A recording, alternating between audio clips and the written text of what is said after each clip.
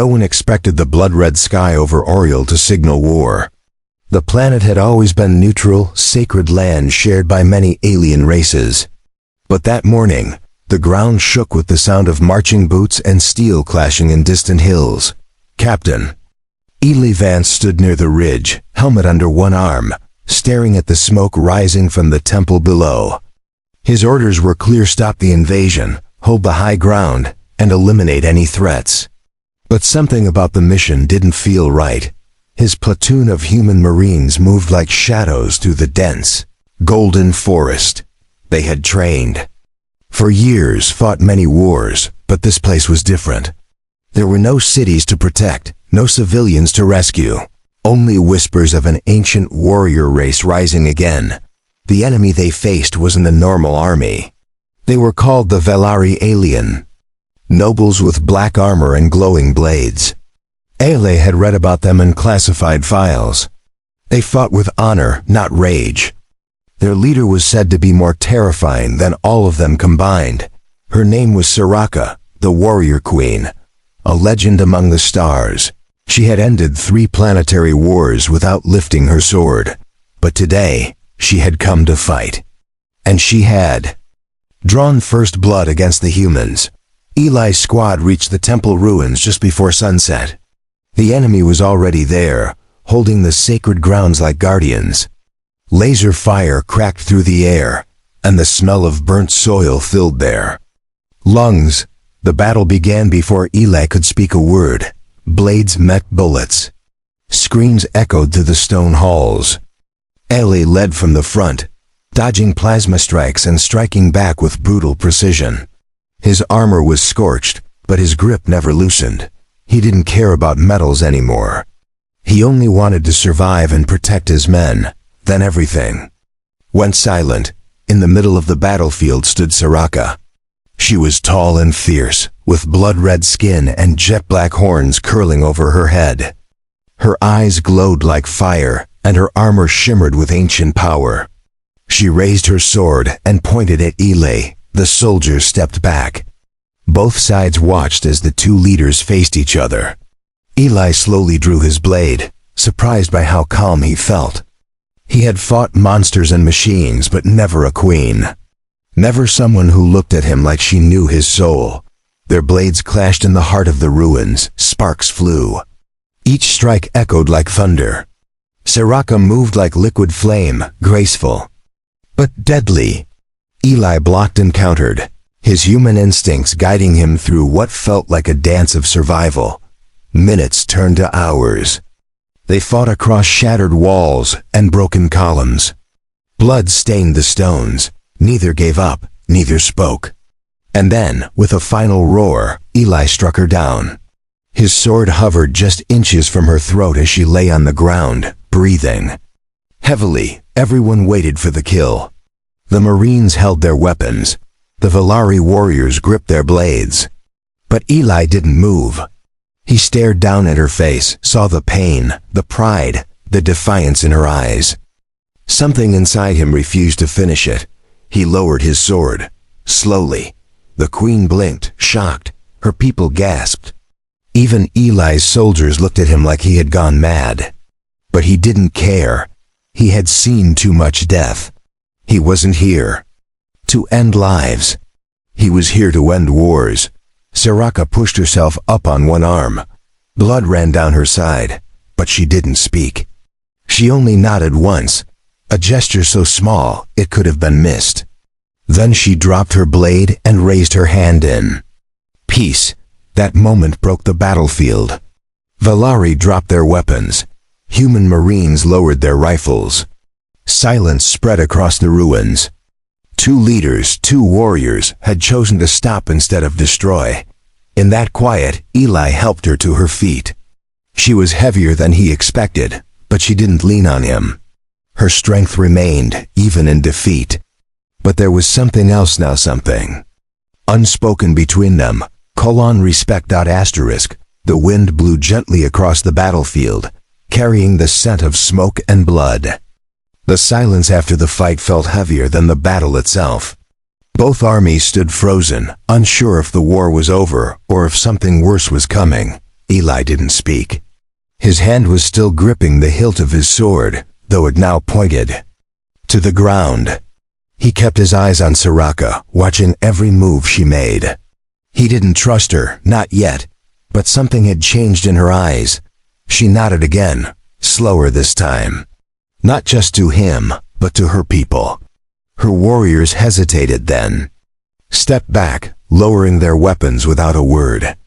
The humans followed, confused but relieved. The storm had passed, at least for now. Soraka held her side where the blade had cut through her armor. The wound was deep, but she didn't flinch. Blood ran over her red skin and dripped onto the stone, beneath her boots. Still, she stood tall, refusing to show weakness.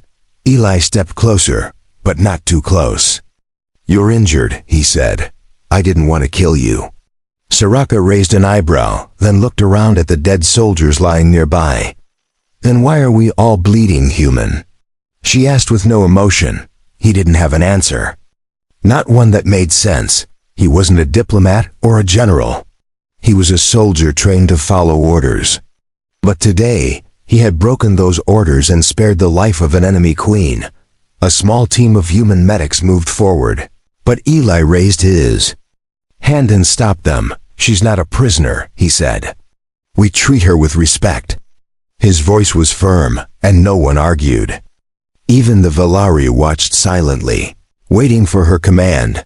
She turned and walked slowly toward the ancient temple wall, placing one hand against the cracked stone.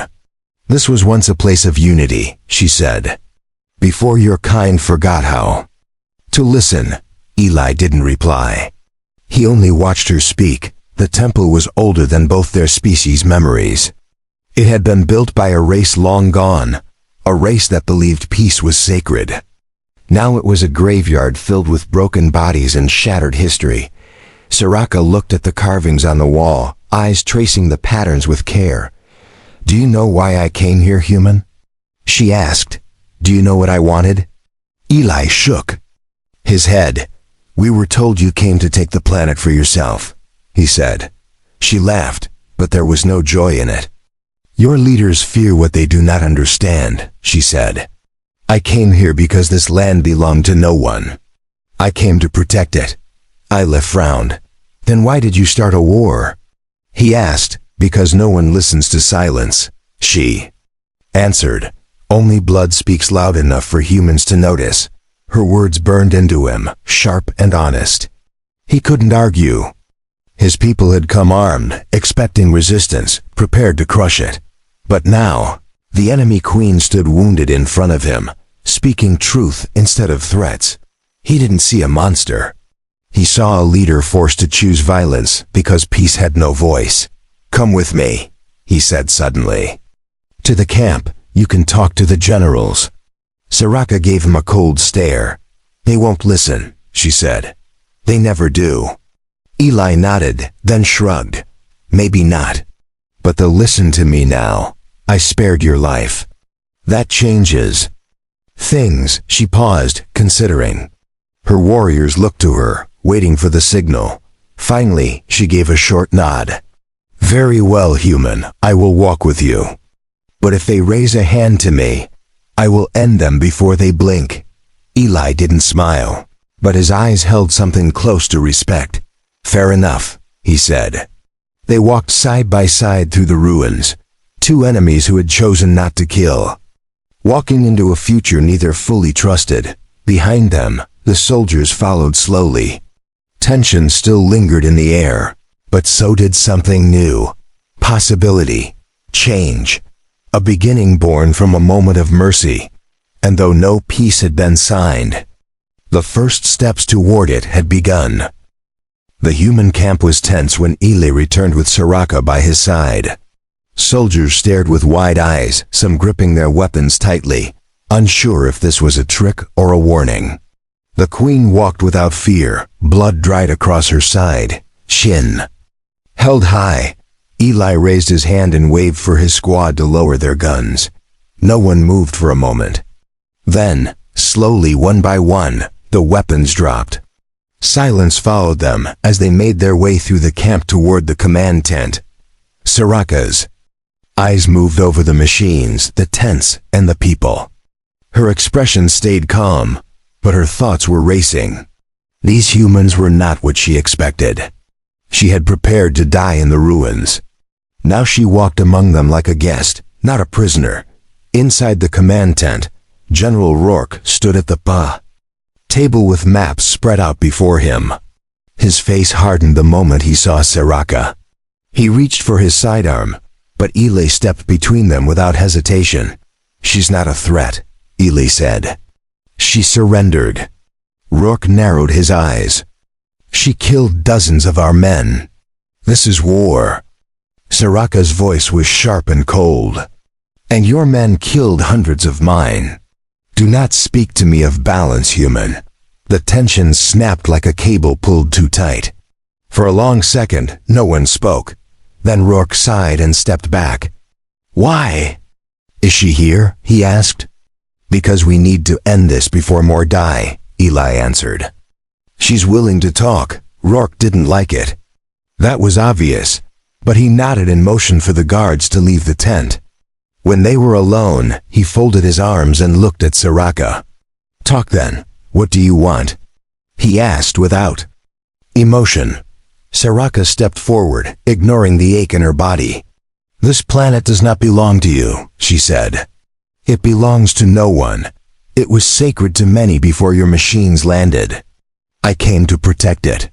You came to claim it." Rourke glanced at Ely, then back at the Queen. "Our scans showed no settlements. Just ruins and open land," he said. "We need a base in this sector. It's strategic." Soraka's jaw tightened. "You see stone and dirt. I see memory and meaning." Ely watched both sides and said nothing. He had heard enough arguments over maps and territory.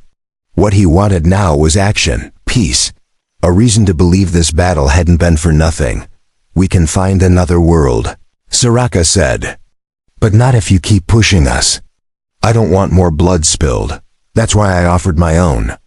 Rourke raised an eyebrow. "You think your surrender buys you a seat at the table?" he asked. "I didn't surrender," she replied. "I was spared, and now I offer a choice. You can take this planet by force and earn endless war. Or you can listen, step back, and learn what you nearly destroyed." The tent was quiet again. Rourke's face shifted slowly, the gears in his mind grinding against years of war training. He wasn't a man used to compromise. But even he could see something had changed. He looked at Ely. "You trust her?" he asked. Ely nodded. "She had a blade at my throat and chose not to kill me. That means something." Rourke exhaled slowly, then turned back to Soraka. "One day," he said. "I'll give you one day to prove this is worth it." Soraka nodded. "One day is enough," she said. "But I need my people." Rourke tensed. "We're not letting a fleet land here." Ely stepped in. "She's not asking for a fleet, just her envoys, no weapons. No tricks, just words." Reluctantly, Rourke agreed. "Fine, one ship, small crew. You'll be watched every second." Soraka gave him a sharp nod. "I would expect nothing less." The meeting ended, and she turned to leave with Ely walking beside her. Outside, the sky had turned purple, stars beginning to shine through the clouds. The camp lights flickered to life, casting long shadows across the tents. For the first time in weeks, no one fired a single shot. Soraka looked up at the stars and whispered something in her own tongue. Ely didn't ask what it meant. He only watched her face, wondering what kind of queen would risk her life for peace. He didn't have an answer, but he was starting to understand the question. Soraka stood near the landing zone at dawn, her eyes scanning the sky as a small Villari shuttle descended through the clouds. Around her, human soldiers stood in a wide circle, hands resting on their weapons, but not raising them. Ely stood beside her, arms crossed, armor still dented from the battle. "They'll behave," he said. "At least while you're here." Soraka didn't reply. She was focused, her mind already on the discussions ahead. The next few hours would decide everything, The shuttle landed with a hiss of steam. Its doors opened slowly, revealing two Valari figures in ceremonial armor. One was tall and carried a long staff. The other had silver markings across her face. Both looked straight at Soraka without speaking. "They are my blood guard," she said quietly. "Their loyalty is stronger than fear." Eli nodded, understanding the meaning behind her words. These were not just bodyguards. They were witnesses. If anything went wrong, they would carry her story home. The group walked through the camp, the humans watching every step. Some muttered under their breath. Others only stared. No one fired. That was progress, Eli thought. Small steps in the right direction. Inside the strategy tent, General Rourke waited with two senior officers. The table had been cleared. No maps, no weapons, only chairs. Soraka and her envoys entered without hesitation, their boots silent on the floor. The meeting began without greetings. Rourke got straight to the point. "You say this world is sacred," he said. "Then tell me why. Convince me not to take it." Soraka stared into his eyes, unblinking. "This planet is where the stars first spoke to us," she said. She explained the stories passed down from her ancestors. How the wind carried voices in the mountains. How the rivers glowed during certain nights. She told of the stone symbols, scattered across the land symbols that predated both their empires. One of her blood guard placed a small object on the table. It was a glowing crystal, etched with thin lines of light. "We found this in the temple," Soraka said. "It reacts only to memory. It records truth, not voice." The crystal lit up with a pulse. Images floated above it. Ancient Valari figures, peaceful and still, walking through forests and chanting near glowing waters. The light showed a world untouched by greed. A world of balance and listening.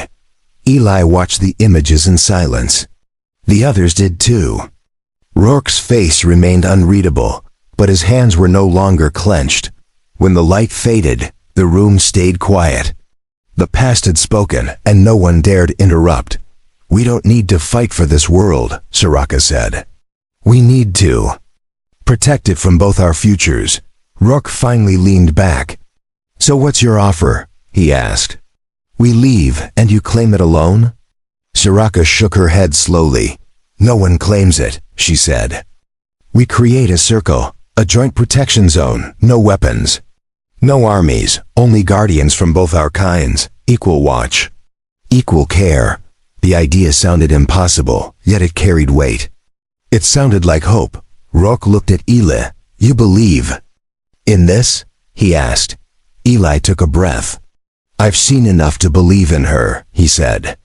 "And I've seen enough death to know we need something different." The general said nothing for a long time. Finally, he nodded. "We'll bring it to the council. They won't like it, but they'll listen to results." Soraka stood slowly. "Then we begin the first watch today. My blood guard and I will remain here. Show us where to begin." Eli stepped forward, gesturing toward the ridge line. "Come, there's a high point where you can see the whole valley." As they walked, Soraka turned to him. "Why do you care so much, human? This isn't your world either." He looked at the trees swaying in the wind, their golden leaves falling like quiet rain. "Because if we destroy this place, we'll never fix what's broken inside us," he said. "We keep trying to conquer things instead of understanding them." Soraka didn't smile, but her expression softened. "Perhaps you were born in the wrong species," she said. "Or perhaps I was." They reached the hilltop and stood in silence as the sun rose over the horizon. The valley below was quiet, peaceful, untouched. For the first time since the war began, the world looked like it was breathing again, and above them, the stars watched. In silence, waiting to see if the promise of peace would hold. The new patrol path was marked with flags from both sides. Human soldiers and Valari warriors walked together along the edges of the valley, one pair at a time. No one spoke much, but the silence was not hostile anymore. Soraka moved through the Valley slowly, noting every sound and change in the wind. Her blood guard stayed close, but did not speak unless needed. She watched the trees, the stones, and the small glowing plants that bloomed at night. Eli joined her every morning. He wore lighter armor now and no helmet.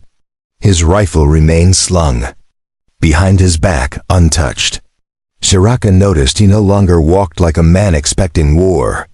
He walked like someone trying to understand. One morning, they came upon a ruined Velari shrine hidden beneath thick vines. Soraka paused and knelt beside the stone. "My grandmother came here," she said softly.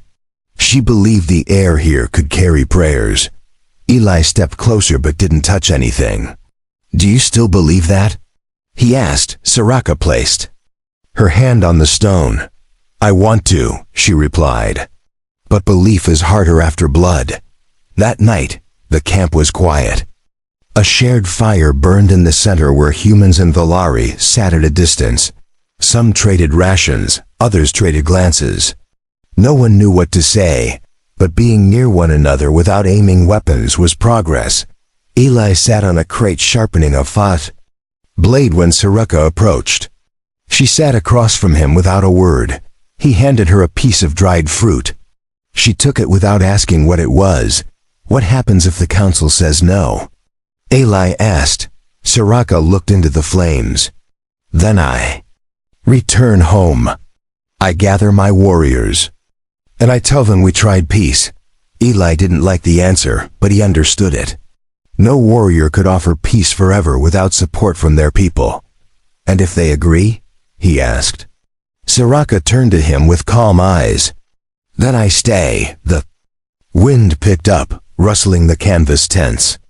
Somewhere in the dark, a creature howled. Both leaders stayed still, listening, thinking. They had come far, but the path ahead was still uncertain. The next day brought the first real test. A small group of Velari scouts was ambushed by a rogue human unit who hadn't received the ceasefire orders. Shots were fired. One Velari was wounded. Tension exploded across the valley. Soraka raced to the scene. Eli close behind. The humans stood with rifles raised. The Velari had drawn blades. A single wrong move could reignite everything they had worked for. Eli stepped between them and raised both arms. "Stand down, everyone, now," he ordered. Some hesitated, but the authority in his voice held them still. Soraka rushed to her wounded scout and pressed her hand over the bleeding side. One of the soldiers stepped forward, shouting, "They're the enemy." Eli turned sharply. "Not anymore. They're our guests. And if you attack them, you answer to me." The silence after his words was sharp. Then the soldier lowered his weapon. One by one, the others followed. Soraka lifted her scout with help from her blood guard. "He'll live," she said. "But this cannot happen again." Eli nodded. "I'll handle it, personally." He wasn't bluffing. His face was hard now, all warmth gone. The peace they had built was fragile, and he would not let it shatter. Without a fight, back at the camp, the soldier who had fired was taken into custody. Rourke arrived by transport an hour later. His face was filled with frustration, but he listened to Eli's report without interruption. "This could ruin everything," the general said. "One spark can burn the whole forest." Eli didn't disagree. "Then we bury the spark before it spreads. The Velari want peace, so do we. Let's not give the council excuses to deny it." Rourke rubbed his chin. "The council will want blood for the mistake." Soraka stepped forward. "Then take mine," she said. "I am the face of this peace. If it fails through me." Eli looked at her in disbelief. "You don't need to sacrifice yourself for our mistake." Soraka smiled faintly. "That's where you're wrong, human. Peace always demands something." The general watched her for a long moment. Then he turned away and spoke into his coms. "Prepare the report. We move forward. No executions, no shame. Only truth." The sun was setting again. The valley grew golden, its colors soft and warm. For now, the peace held, wounded but not broken. And in that fragile quiet, both sides chose to keep walking forward, even if their feet still remembered the weight of war. The council ship arrived 3 days later, a dark vessel shaped like a floating blade. It descended slowly into the valley clearing, stirring dust and leaves in every direction. Soldiers from both sides watched in silence, unsure what the future would bring. Soraka stood straight at the edge of the landing zone. She wore ceremonial armor polished to a deep black shine. Her wound had not fully healed, but she did not allow pain to slow her movements. Eli stood beside her in full gear, ready for anything. The ship's door opened with a hiss, revealing a group of human delegates in sleek uniforms. They carried data tablets instead of rifles. Their expressions were stiff and unreadable. Behind them, 2 drones hovered silently, recording everything. General Rourke approached first, offering a short nod. "They're here to see proof," he said. "Show them we didn't lose our minds trying to build peace." Eli looked at Soraka. "Let's give them what they came for." The delegates followed Soraka through the valley as she pointed out. The old shrines, the stone markings, and the glowing flora that pulsed in rhythm with the wind. Each symbol had a story. Each place carried memory. None of it could be replaced. They listened, but their faces showed little reaction. One woman recorded Soraka's words without comment. Another whispered questions into her device. The lead delegate, a tall man with silver hair, said nothing for most of the walk. When they reached the edge of the cliff overlooking the temple ruins, Soraka stopped and turned to them. "This is where I nearly died," she said. "And where?" "Your soldier spared me." The silver-haired man finally spoke. "Why did he do that?" he asked. Soraka looked at Eli. "He saw a person, not a threat," she said. "He ended a cycle that day." The delegate nodded slowly. "And now you ask us to end that cycle for good?" Eli stepped forward. "Yes, we've seen what peace could look like. We need you to believe in it too." They returned to the central tent, where a large screen displayed footage from the drones. It showed humans and Velari walking together, eating near the same fires, guarding the same paths. Every image was a statement. Every moment proof. The delegates requested a private hour to discuss. Soraka and Eli waited outside, standing near the fire pit. Neither spoke. They had said everything they could. Now the decision lay in someone else's hands. When the tent flap opened again, the delegates stepped out with still faces. The silver-haired leader walked straight to Soraka. "The council will vote within the cycle," he said. "Your stories will be part of our file. So will your actions?" Soraka nodded. "Then our part is done." But the man paused and added, "Not quite. There's one more thing. A gesture. Something symbolic. We want both of you to present together during the broadcast to the core worlds." Eli frowned.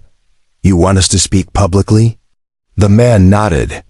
"Your duel, your mercy, and your unity have been recorded. The galaxy will watch, and they need to hear the truth from both of you." That night, the camp was more quiet than usual.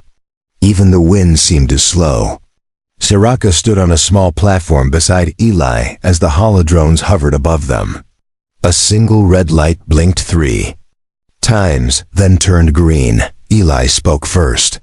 "I was trained to follow orders, to strike fast, to win. But when I stood over her, blade in hand, I saw something that stopped me. I saw courage.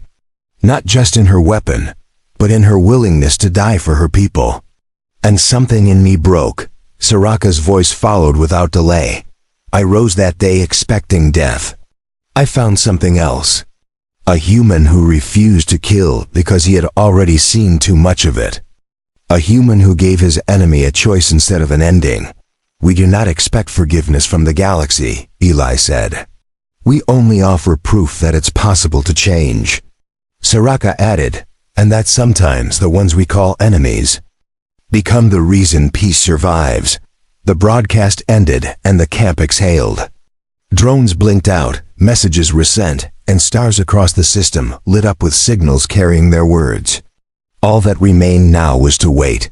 Later by the fire, Ile sat sharpening his blade once more. Soraka sat across from him, arms folded, her eyes on the sky. "Do you think they'll choose peace?" she asked. Ile didn't answer at first. Then he said, "I think they already did, the day we didn't kill each other." Soraka gave the smallest nod, eyes soft, yet full of fire. "Then let's be ready, just in case they forget." The next sunrise brought no message from the council. The entire camp waited in stillness, every soldier pretending to stay busy. Soraka walked the perimeter with her blood guard, her eyes scanning the hills like a warrior expecting betrayal. Ile spent most of the morning in the comms tent, checking for updates. The system was quiet, nothing from the capital. No response, no broadcast, no clue if their words had changed anything. The silence pressed heavier than gunfire. General Rourke sat under the open sky, reviewing old files on a handheld screen. He didn't speak unless spoken to, no orders were given. He knew everyone was waiting for something bigger than him to decide what came next. Midday came and went with only the wind moving. Then, without warning, a sharp sound echoed across the valley. The comms screen blinked alive with a red banner and a single word: decision. Soldiers gathered near the display. Valari warriors stood beside them. The council's seal appeared on the screen, followed by the image of the silver-haired delegate. His face was calm, voice even, but the weight in his words was clear. The High Council has reviewed all footage and statements. The actions of both parties have been recognized. Your decision to stop the war, to choose dialogue, and to protect the sacred land will not be punished. It will be honored. A low murmur spread through the camp. The delegate continued. Effective. Immediately, Oriel is declared a dual world preserve under protection by both the human coalition and the Valari sovereignty. No military development permitted. Shared stewardship begins now. Cheers broke out on both sides. Some cried. Some laughed. Others stood in stunned silence, unsure if they had really heard what they hoped for. Soraka didn't move. She just closed her eyes for a brief second, breathing in deeply. Ile turned to her. "It's real," he said. "We did it." Soraka opened her eyes and nodded. "Then our enemies no longer sit across from us. They stand beside us." The message ended with a final note. The council requests a formal ceremony of unity within the cycle. Both leaders are invited to attend at the capital. This will mark the first step toward interspecies peace beyond this valley. Preparations began immediately. Engineers constructed a permanent outpost made from both Valari crystalwork and human alloy. Children from nearby colonies were invited to witness history. Reporters from 20 worlds requested access. Ile cleaned his armor with steady hands. He hadn't worn the polished set since before the war. Now it would serve a new purpose, not for combat, but for memory. The scratches and dents would remain. A story written in steel. Soraka chose her ceremonial robes, the same color as her bloodline's banner. Her crown, made of obsidian and etched with the names of fallen queens, rested on her brow. She wore it not with pride, but with purpose. As they stood at the edge of the landing field, a new ship descended. It wasn't shaped like a weapon or a throne. It was shaped like a bridge, open from all sides, designed to welcome and connect. They walked side by side into the light of the open bay. Inside, Valari elders stood on one side, human delegates on the other. A single platform rose between them. Soraka and Ile stepped forward together. The elder spoke first. "We stand not in triumph, but in recognition." Two warriors laid down their weapons, not because they were weak, but because they were strong enough to see a different future. A human counselor followed. Let this be the first stone placed in the road to peace, not the last. We honor them. Today not as leaders of war, but as founders of hope. Soraka raised her staff and spoke. Let no voice be silenced by fear. Let no land be claimed by blood. We protect not to own, but to remember. Eli took a step forward. This land saw US fight, now it sees us rebuild. Let that be the legacy we leave behind for those who come next. As they bowed to one another, lights across the platform brightened. The room filled with the sounds of applause, not from soldiers, but from civilians, from children, from witnesses, of peace being born in a place once meant for death. And though the road ahead was long and uncertain, one thing had changed forever. They had proven it was possible to stop the cycle before it swallowed them whole. Months passed, and Oriel began to change. The once silent valley was now home to researchers, builders, artists, and children. Where blades once clashed, gardens now bloomed. Where voices once shouted orders, they now shared stories. Soraka walked through the valley often, speaking with settlers and inspecting the shrines. Her presence alone brought calm. She was no longer just a queen to the Velari. To many across species, she had become a symbol of balance. Eli remained as liaison commander, overseeing daily operations between human forces and Velari guardians. His armor stayed packed away, replaced by a simple uniform with no rank symbols. He preferred to be called by his name now, not by title. Together, they were seen often speaking quietly at night by the fires, walking patrol lines that no longer needed guards. Their connection had grown into something that didn't need to be named. It was clear in how they moved, how they listened, and how they stood for each other. News of Oriel's peace spread quickly across the stars. Other disputed worlds began, requesting the same model. Peace centers were built with designs taken from both Velari crystals and human alloys.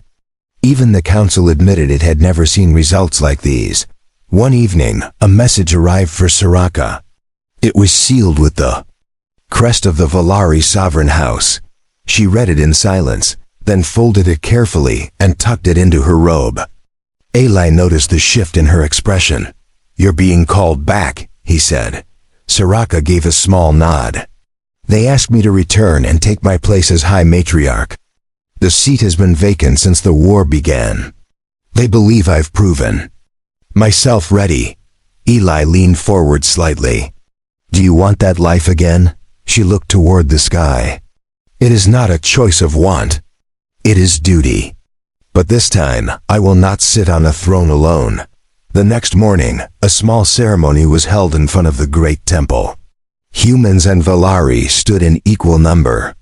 Children from both species sang a new anthem written just for Oriel. The tone was not of victory, but of unity. Soraka stepped onto the platform and raised her hand. "This planet was once a battleground," she said. "Now it is a bridge. Let no one forget the blood that was spilled, or the moment we chose not to spill more." Eli followed her, speaking clearly. "War taught us what we could destroy. Peace showed us what we could build. If the stars burn long after we are gone, let them remember us not for our weapons, but for our mercy." After the speeches, people gathered around campfires and open tables. Velari chefs served root bread beside human stew. Laughter echoed across the valley. No lines were drawn. No boundaries existed. Only shared space. Soraka met Eli on the edge of the cliffs that night. Below them, lights from both camps twinkled. "Like a second sky, you've made this place strong," she said. "It breathes again because of you." He shook his head. "We did it together. You gave them reason. I just followed it." She smiled. "Then follow me again, to the capital. As my witness. As my second. As someone who doesn't belong to one world anymore." Eli paused, not out of fear, but from the weight of the offer. "I'm not a leader," he said. "I'm just a soldier who made a choice." Soraka touched his hand. And that's exactly who they need. The next day, the transport ship arrived. It carried no weapons, no soldiers. Only honor robes, fresh scrolls, and a single seat for a guest of the queen. Eli stood beside Soraka as they boarded, watched by hundreds with quiet admiration. As the ship lifted into the sky, Oriel slowly disappeared below the clouds. But its light remained with them, etched in memory, carried in their hearts. A reminder of what they had stopped and what they had started. And across the stars, where the shadows of war still lingered, their story spread like a quiet fire, lighting paths for those brave enough to walk them. Because one day, a human and a queen chose not to finish a duel, and everything changed.